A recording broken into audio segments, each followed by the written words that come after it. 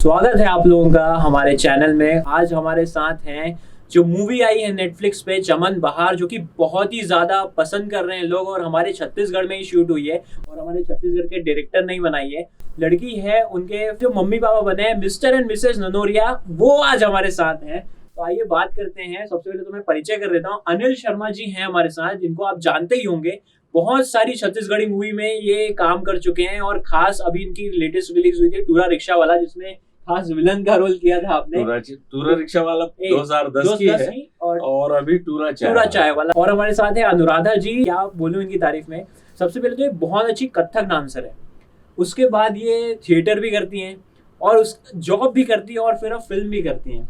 तो ये multi talented तो हम कह ही सकते हैं। तो बहुत सारी बातें आज निकलेंगी कि ये सब कैसे मैनेज कर रहे हैं। और आपकी बात करूं तो आप पहले जॉब करते थे और फिर अभी जो है थिएटर वगैरह एंड नहीं, थिएटर में 81 से 2011 तक किया जी। और स्वर्गीय हबीब तनवीर साहब के साथ में था वहाँ दिल्ली में, उनके नया थिएटर में जी। राजकमल नायक जी के साथ किया लंबे अरसे तक जी। और मिर्जा साहब के साथ भी किया, एक प्ले रिजवी साहब के साथ किया जी। इस तरह से करते करते जी। भिलाई में दृष्टिकोण एक संस्था है कौशल की, सुरेश गुंडाले, निशा गौतम दीदी हैं, उनके साथ भी किया। अनुराधा जी, आपकी शुरुआत कैसे हुई थिएटर और एक्टिंग को लेकर? पहले मैंने थिएटर ही किया है, उसके बाद फिर मैं फिल्मों में आई हूँ। और दूरदर्शन में चूंकि मैं पहले अनाउंसर थी और जो फिल्म बनी थी नैना, छत्तीसगढ़ी फिल्म थी, तो वो दूरदर्शन में हमारे डायरेक्टर थे बैकुंठ पाणिग्रही जी, वो उस फिल्म के भी डायरेक्टर थे। तो दूरदर्शन की वजह से उनसे परिचय था, तो उन्होंने बोला ये तुम्हारी सोच लो होम प्रोडक्शन की फिल्म है तो तुमको करना चाहिए। तो इस तरह से शुरुआत हुई। उसके बाद झन भूला माँ बाप ला, और अभी हाल ही में जो हसन पगली फंस जावे सुपर डुपर हिट फिल्म थी, उसमें भी मैंने काम किया। तो इस तरह से करीब छत्तीसगढ़ की 15-20 फिल्मों में मैंने काम किया जी। और थिएटर भी 8-10 प्ले, सारे क्लासिक हिस्टोरिकल प्ले किए। मिर्जा मसूद सर मेरे गुरु हैं, जलील रिजवी साहब मेरे गुरु हैं। और कथक में तो आप जानते ही हैं कि इंटरनेशनल बहुत से लगभग 10 से 12 देशों की सांस्कृतिक यात्रा कर चुकी है। इसलिए मैं कह रहा था कि मैं कुछ नहीं कह पाऊंगा इनकी तारीफ में, क्योंकि बहुत कुछ है, इन्होंने बहुत कुछ किया हुआ है। अच्छा, अब आते हैं मूवी पे चमन बहार, जो कि छत्तीसगढ़ में बहुत ही ज्यादा पसंद की जा रही है, इवन पूरे इंडिया में भी पसंद की जा रही है मूवी। तो इसकी शुरुआत कैसे हुई? मतलब इंडिया से बाहर भी अभी बहुत सारे हमारे पास फोन आ रहे हैं, जो हमारे रिलेटिव्स हैं, मित्र हैं वहाँ पर, तो अमेरिका से, कनाडा से, जापान से, हर जगह से हमने उनको बताया कि ये फिल्म देखिए। तो एक तरह से कहा जाए तो छत्तीसगढ़ को एक बहुत पूरे नेशनली एक पहचान दिलाई है ये मूवी।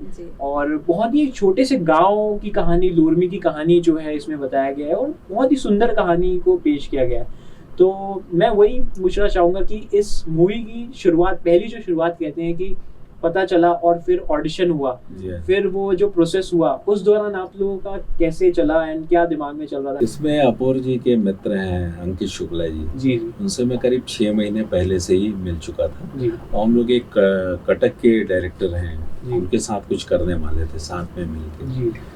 तो जब अंकित ने ये बताया कि एक स्क्रिप्ट आई है भैया, मुंबई की टीम आने वाली है और ये फोरसम की शूटिंग चल रही थी उस समय, नीरज ग्वाल की, जो अभी फेस्टिवल में गई है। तो उन्होंने जब बच्चों का काम देखा अंकित भाई ने, तो कहा कि ये तो सोमू, छोटू, बहुत से कैरेक्टर हैं उसमें। स्क्रिप्ट पहले से आ गई थी, चमन बहार की स्क्रिप्ट थी और मुझे ये नहीं मालूम था कि मुझे भी उसमें काम करना है। तो बोले भैया बच्चों को दे दो, अच्छे अच्छे कैरेक्टर हैं। तो मैंने दे दिया बच्चों को, भाई आप करिए इसमें करके। तो उनकी शूटिंग क्लाइमेक्स चल रहा था, समय नहीं मिला, जैसे तैसे उन्होंने भेजा ऑडिशन। उसके बाद फिर रायपुर में जब ऑडिशन हुआ, त्रिशान जी जब आए थे, तो अंकित भाई ने कहा भैया एक फादर का कैरेक्टर है, बहुत अच्छा है, आप जाइए दीजिए। तो फिर मैं आया और त्रिशान जी लिए और हो गया। आपका कैसे? मुझे मनोज वर्मा जी को असिस्ट करते हैं एंथोनी जी, उन्होंने मुझे बताया था कि इस तरह से एक सारेगामा प्रोडक्शन की एक फिल्म है जिसपे ऑडिशन चल रहा है। तो वो संकोच कर रहे थे कि मैं ऑडिशन देने जाऊंगी या नहीं। तो मैंने बोला यार सारेगामा प्रोडक्शन की है और पूरी टीम बॉम्बे की है, और तो इसमें ऑडिशन देना चाहिए, क्योंकि एक ऑडिशन देने के पीछे कारण ये भी है कि हमको यहाँ के लोग जानते हैं कि हम क्या हैं, लेकिन बाहर के लोग उतना हमें नहीं जानते कि किस लेवल के आर्टिस्ट हैं। जान चुके हैं सब। बिल्कुल। तो ऑडिशन देने मैं गई तो मुझे पहले वो पॉलिटिकल जो लेडी है, नेत्री हैं, उनका नेता का जो है वो डायलॉग दिया गया। वो देने के बाद फिर उन्हें लगा कि नहीं, एक ऐसी मदर चाहिए था जो सोफिस्टिकेटेड और बहुत संवेदना चेहरे से ही झलकती हो, आंखों से ही झलकती हो। तो जैसा कि उन लोगों ने मुझे बोला कि मैम आपकी आंखें और फेस देखकर ऐसा लगता है कि आप माँ के रोल के लिए फिट रहेंगी। तो फिर वो डायलॉग मैंने बोला। जब लास्ट वाला सीन जब आते हैं जीतू जी और बैठते हैं तो मैं उनको बोलती हूँ कि हमको अब ठीक नहीं हुआ जो भी हुआ। जी। तो मूवी का नाम जब आप लोगों ने सुना चमन बहार, तो वो पहला जो एक थॉट आया वो क्या था? कि मेरे जहन में तो रोमांटिक फिल्म का आया कि ये रोमांटिक फिल्म होगी चमन बहार। जी। और जब कहानी आपने सुनी तो आपको कैसा लगा कि ये कहानी मतलब जैसे लोरमी की कहानी, और यूजुअली ऐसा होते जा रहा है क्योंकि हमारे जनरेशन में तो हमने देखा नहीं गांव में, लेकिन आप लोग क्योंकि वो चीज़ों को शायद देख चुके हैं या फिर गांव में ऐसा होता था, तो वो एक वाक्य बताइए कैसे उस टाइम की चीज़ों को अभी प्रेजेंट करके दिखाना एक आज के समाज में एक मैसेज के रूप में बहुत ही अच्छे से दिखाया गया है। तो मैं कहानी के बारे में आप लोगों से जानना चाहता हूँ थोड़ा सा। शुरू में क्या होता है, जब कोई भी फिल्म के लिए जब कास्टिंग होती है तो पूरी स्टोरी कैरेक्टर आर्टिस्ट को नहीं बताई जाती है, केवल उनका जो पार्ट है, उनका जो रोल है उसके बारे में बताया जाता है। जब शुरू होता है और जब दूसरों का भी हम काम देखते हैं तो कुछ समझना शुरू करते हैं कि ये क्या हो रहा है। तो अब हमारे घर के सामने पान ठेला था तो हम अपना सीन कर रहे थे तो कुछ समझ में आता नहीं था ये होता क्या है। रोज वहाँ भीड़ होती है, वो सब इकट्ठे होते हैं, वहाँ शूट होता है। हम यहाँ घर पे दरवाजे से हीरो एंटर हुआ वो एक अलग घर है, फिर आके अंदर बैठा वो एक अलग घर है। तो इस तरीके से, लेकिन ऐसा लग रहा था कि कुछ तो डायरेक्टर की जो गंभीरता थी और जो फिल्म पे जो होमवर्क हुआ था वो देख के लग रहा था कि कुछ अलग हटके काम इसमें चल रहा है। और नेटफ्लिक्स का तो हमने सोचा भी नहीं था कि ये नेटफ्लिक्स पे आएगी, क्योंकि अभी तक हम जो काम करते चले जा रहे हैं तो बस काम खत्म हुआ और बस हम बाकी अपने दूसरे कामों में लग जाते हैं। ठीक है, रिलीज होगी देख लेंगे साथ में बैठ के। अच्छा, अभी आते हैं डायरेक्टर पे कि अपूर्व जी के साथ आप लोगों ने काम किया, उनकी पहली डेब्यू मूवी थी एज अगर फीचर में देखें तो कैसा लगा आप लोगों को उनके साथ काम करके? उनका जो काम करने का तरीका है ना बहुत अलग है, गंभीर, और वही जो मैंने बोला होमवर्क, तैयारी बहुत करते हैं वो, एक एक चीज पे तैयारी करते हैं। इवन यदि डॉग यदि है उसमें पमेरियन जो है वो यदि हीरोइन के साथ जा रहा है घूमने तो वो भी उससे उतना ही अटैच्ड होना चाहिए। तो डेली वो उसको अपनी गोद में लेकर के बिस्किट खिलाना, प्यार से बात करना, ताकि कहीं भी ऐसा ना लगे कि डॉगी जो है वो हीरोइन को खींचते हुए ले जा रहा है। बड़ा स्मूथली वो चले, आप देखिएगा। तो ऐसी छोटी छोटी सी बातों पे फिर घर का रंग रोगन, मतलब वो पुराना जब दिखाना है तो वो पुराना ही दिखाया उन्होंने, और जब हम आए और उसके बाद रंग रोगन हुआ तो पूरी बिल्डिंग में उसमें रंग रोगन हुआ। तो इस तरीके से एक एक चीज पे जो काम हुआ ना, तब लग रहा था कि वास्तव में एक अलग हटके काम हो रहा है। तो जब देखिए किसी काम के पीछे जब ईमानदारी मेहनत होती है ना तो वो काम चरम पे जाता ही जाता है। तो ये तो उम्मीद थी कि फिल्म जाएगी बहुत हाइट पे, लेकिन इस तरह से जाएगी। अच्छा, ये तो आप देखिए एक एक कैरेक्टर पे कितना बारीक काम हुआ है।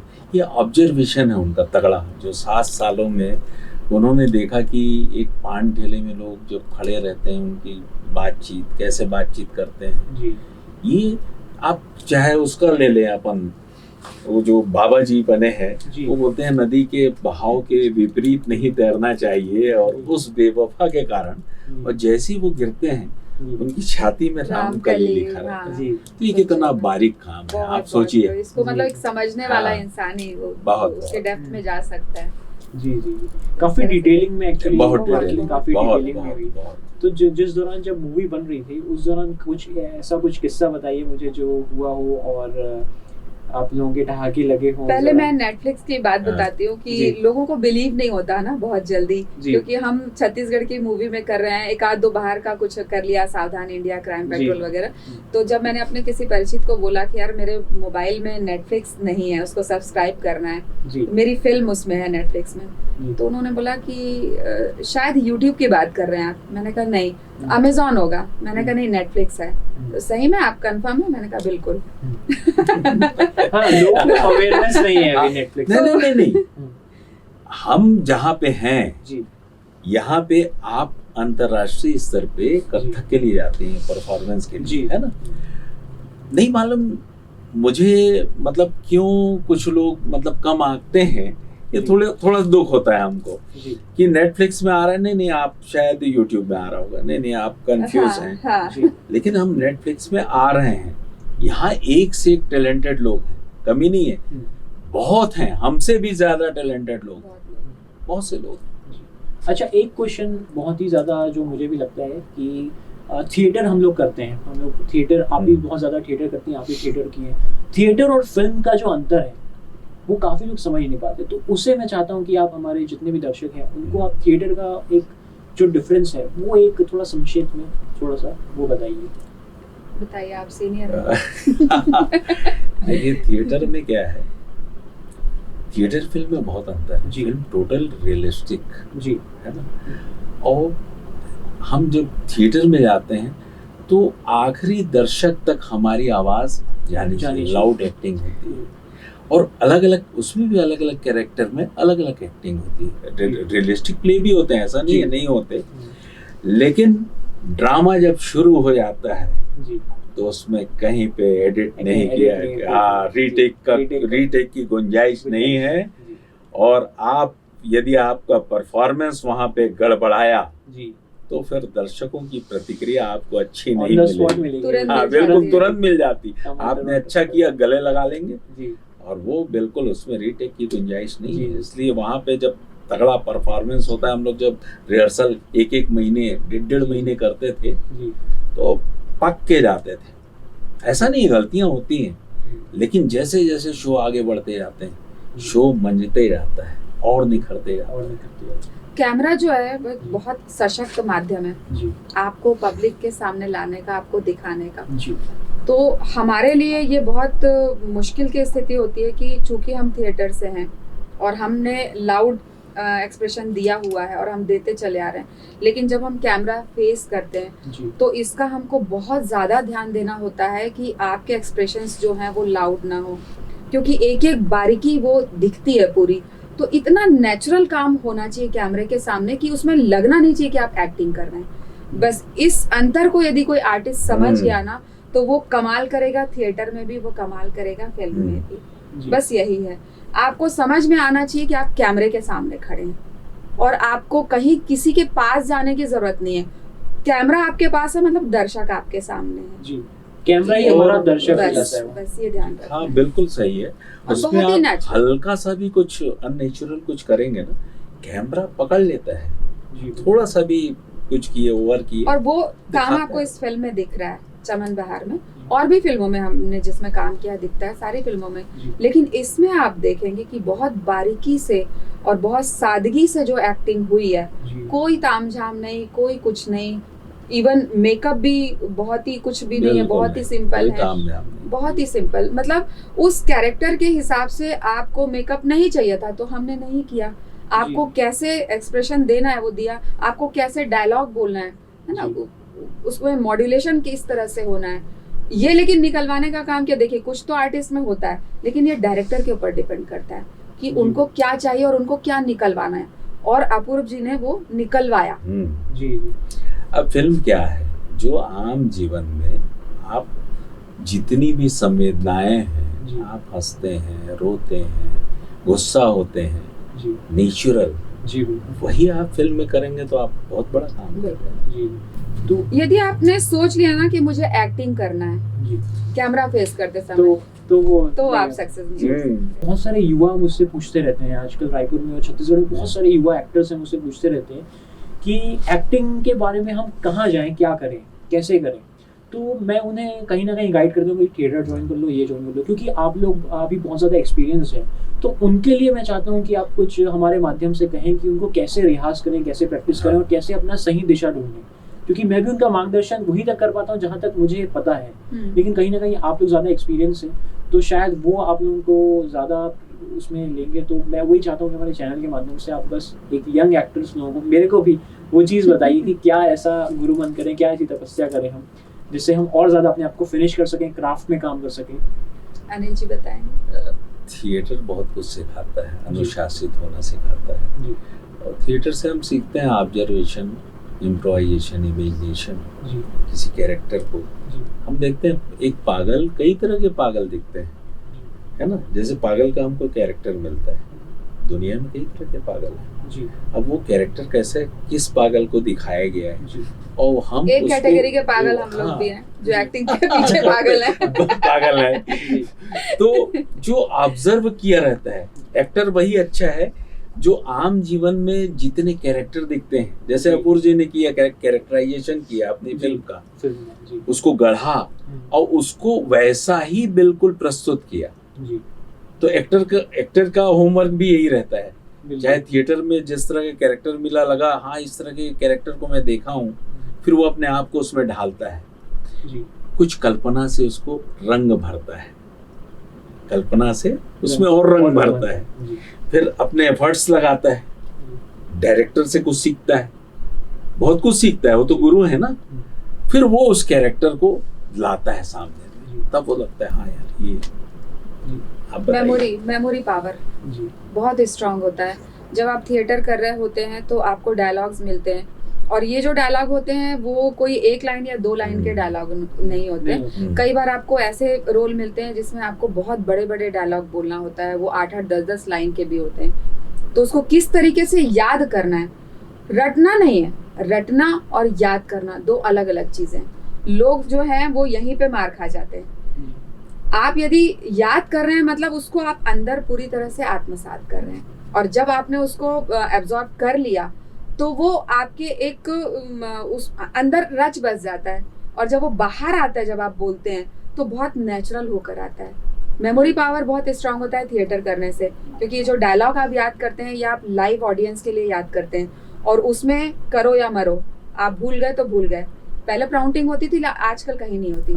तो आप जिन्हें देख रहे हैं ना, उन्हें यदि आप एक कैरेक्टर के रूप में देखना शुरू कर देंगे तो आप बहुत कुछ सीखते हैं। सब्जी वाला आ रहा है, किस तरीके से चिल्ला रहा है, उसकी एक स्पेशल उसकी एक अदा होती है चिल्लाने की, बोलने की, है ना, फिर चलने की। तो यही आप डेली रूटीन में आप देखते चले जाएंगे अलग अलग लोगों को, तो इससे बहुत कुछ आपको सीखने को मिलता है। और सबसे बड़ी बात कि हम क्या कर सकते हैं, हम कितना कर सकते हैं, ये भी एक समझ हमारे अंदर होनी चाहिए। कल के युवा क्या है, जैसे एक थिएटर ज्वाइन कर रहे हैं, उनका पहले ही मकसद हो जाता है कि मुझे फिल्म लाइन में जाना है, तो वो उस सोच के साथ जाते हैं। तो वो क्या करते हैं, जब वो उस सोच के साथ जाते हैं ना, तो वो एक हीरो या हीरोइन के रूप में डायरेक्टर के सामने जाते हैं, मुझे तो फिल्म करना है जी।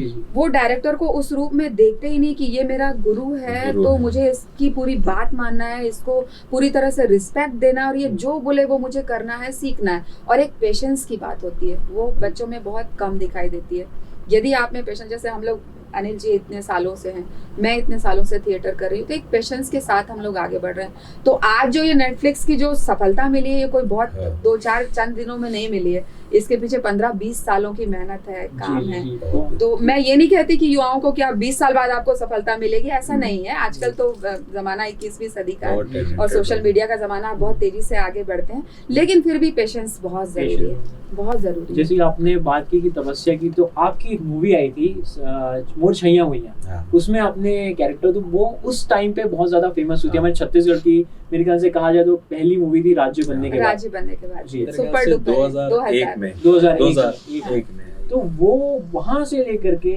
और आज नेटफ्लिक्स तक का सफर, एक छोटे से संक्षेप में आप मुझे बताइए कि कैसा रहा आपका वो सफर। बहुत अच्छा रहा। नौकरी चल रही थी भिलाई स्टील प्लांट में जी। और जो छुट्टियां मिलती थी जी। उतनी ही फिल्में साल में 2 फिल्में ही करनी है जी जी। क्योंकि परमिशन भी नहीं मिलती थी। तो छैया भुइयां में प्रिंसिपल के बाद लगातार फिर अंगना, टूरा रिक्शा वाला, मोर संग चलो, छत्तीसगढ़ मातारी, जोहार छत्तीसगढ़, सज्जाम और बहुत सी फिल्में, इस तरह से 22-25 फिल्में। अपेरेंटली आपका भी डांस भी, और फिर आप आकाशवाणी में भी जाती रही, फिल्म्स भी करती रही, सीरियल्स भी करती रही, तो मतलब सफर काफी ज्यादा आप लोगों का लंबा रहा है और बहुत ज्यादा आप लोग एक्सपीरियंस जो है। एक्टिंग के लिए मैं कहना चाहूंगी कि शुरुआत तो मैंने की थी नैना फिल्म से, लेकिन इस लेवल तक आने में सतीश जैन जी का बहुत बड़ा हाथ रहा है, क्योंकि मैंने फिल्में उनके साथ की, बहुत कुछ उनसे सीखा है। और सतीश जैन जी की जो फिल्में होती है वो भी, उनमें ये खूबी है कि वो जो चाहते हैं वो आर्टिस्ट से निकलवाते हैं। कितनी सारी बातें जो हैं आज मैम और सर ने हमारे साथ शेयर की हैं, जितनी भी बातें कही उन्होंने वो बिल्कुल आप लोगों की लाइफ में काम आएंगी। जो भी सोच रहे हैं एक्टिंग या फिर डायरेक्शन या फिर फिल्म मेकिंग करने का, लग जाइए आज से तपस्या में और प्रयास में। सो बहुत बहुत धन्यवाद आप लोगों का और बहुत बहुत बधाई हो आप लोगों को कि इतनी अच्छी मूवी जो है चमन बहार आप लोगों की अभी चल रही है और काफी ज्यादा अच्छी बनी है, काफी लोग पसंद कर रहे हैं। आदर्श आपको धन्यवाद को कि आदर्श लड़का के नाम से जो आप सोशल मीडिया में हैं और आप एक आदर्श स्थापित करेंगे युवाओं के लिए, ये हमारी शुभकामनाएं हैं। और आप लोगों का बस आशीर्वाद बने रहे। बहुत बहुत धन्यवाद जी, आपने बुलाया हम लोगों को। और चमन बहार तो वाकई में वो तो सुपर हिट है, सुपर हिट पूरा बाहर मचा रही है। बहुत बहुत धन्यवाद आप लोगों का। Thank you sir.